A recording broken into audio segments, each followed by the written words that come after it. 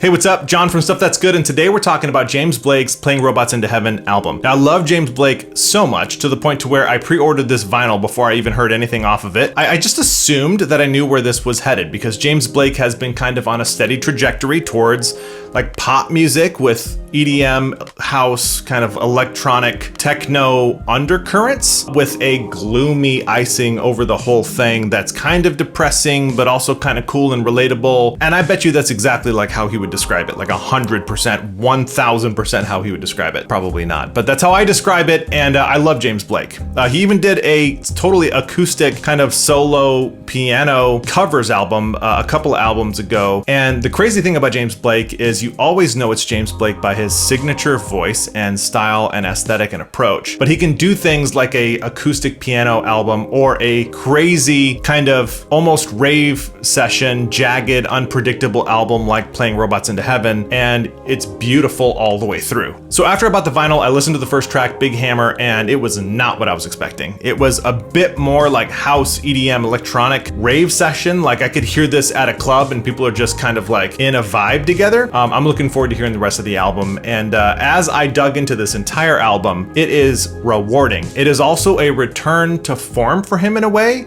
And all the visuals and the album art, and when you play the song on Spotify, there's all these video elements of this like journey, right? Like walking through like this desert maybe, or like this going uphill. The actual cover of the album is this uphill voyage in like these monk's robes kind of with this big speaker thing on his back, which I'm sure means something to him very deep that I don't understand, but it is super cool. But the album is an uphill voyage. That's what it is. But not all uphill voyages are bad. A lot of people pay a lot of money every year and take a lot of time out of their schedule to go climb mountains because that's what they like to do. They like uphill voyages and they would do it again and again. And that's kind of like how I feel about this album. And I think that's what James Blake seems to be wanting us to experience about this album, that it is a bit of a journey. So we start off the journey with track 1, Asking to Break, and it's kind of like you click right into this vibe. There is no long sweeping cinematic intro to prepare you and get your mind ready and right for what's going to happen. It does have a more gentle vibe, this first song. The hi-hats are beautiful, like lapping water, like on the coast, like they're so gentle and sweet. And the synth stuff is all very warm, and we kind of start to get a little bit of the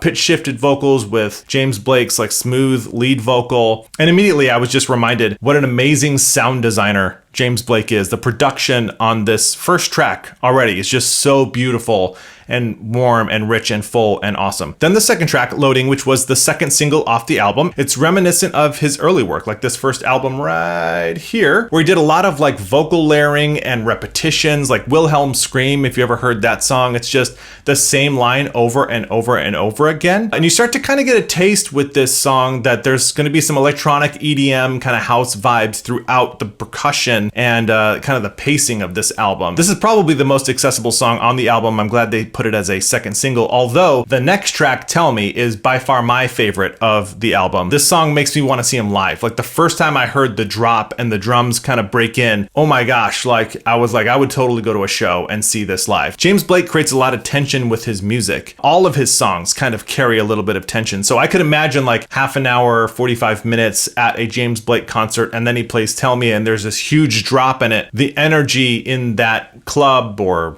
hopefully arena, come on James, or whatever, like that would be so cool to be there and to be a part of that and see that. So he's not coming to my area yet, but hopefully he'll add some dates. We'll see. This is another quasi-accessible track.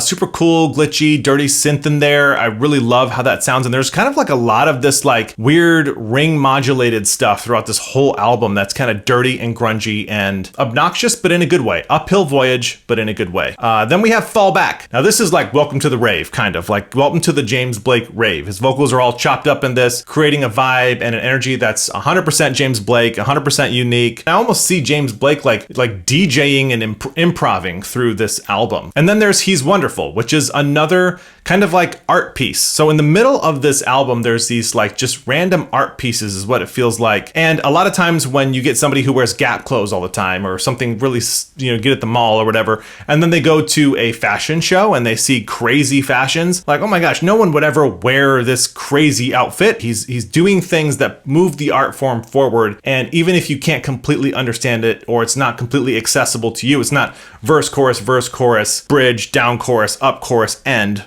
like a lot of standard pop music is.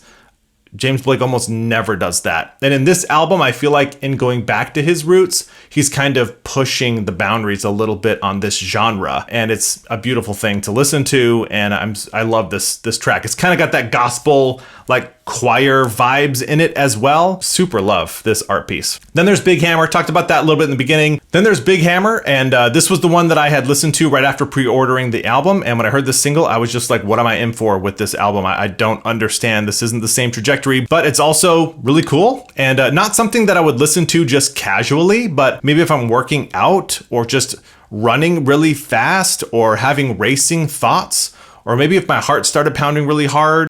I want you to know, now the way that James chops up vocals and makes melodies out of them is so rad. And this song showcases that skill and that approach to songwriting that he has that I don't think a lot of people, or maybe anyone, does the way that he does and to the level that he does. This song definitely settles into its groove and keeps throwing textures at you, but you're here for it. That's why you're still watching this video. I'm here for it too. Let's keep going. Night Sky. I feel like there's a lot of improvisation throughout this whole album, and a lot of times in the studio, you know, you're kind of trying new things and happy accidents and things happen, and then you turn it into like, this is actually what I want. This is what I want to keep. Let's keep going with this. And I feel like that's Night Sky. Like there's a lot of things. I just picture James at his desk screwing around, playing keys, doing different things, and then finding some of these patterns. And some of these things definitely do repeat and create that ongoing musical sound, but they started off with an improv. There's no way you just have this melody in your head. Maybe he does, but I just picture him improving, finding these things in Night Sky, and then sticking with it. The lyric, I just want to be on your level, and that whole moment, probably one of my favorite moments on this whole album, aside from the drop and tell me, this is my favorite moment on this album. It's so beautiful, ends with this beautiful pad.